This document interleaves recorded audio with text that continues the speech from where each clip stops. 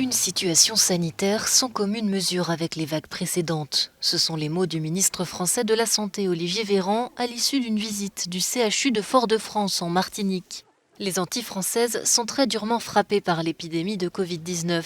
Elles affichent des taux d'incidence records frôlant les 2000 cas pour 100 000 habitants contre 234 pour la moyenne nationale. Martinique et Guadeloupe sont désormais totalement reconfinés pour tenter de ralentir les arrivées de patients à l'hôpital, où plusieurs dizaines de lits de réanimation supplémentaires ont été ouverts. Les patients sont jeunes, les patients sont très jeunes. Aux urgences, ils ont 40, 50 ans. En réanimation, ils peuvent avoir 20 ans, 30 ans.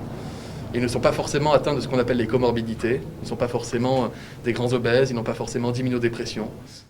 Le ministre de la Santé a appelé les habitants des Antilles à se faire vacciner sans attendre. Pour l'heure, seuls 24% des Martiniquais ont reçu une première dose de vaccin contre 67% pour la métropole, même si les autorités ont constaté un léger rebond ces derniers jours sur l'île. La défiance est particulièrement forte dans les Antilles.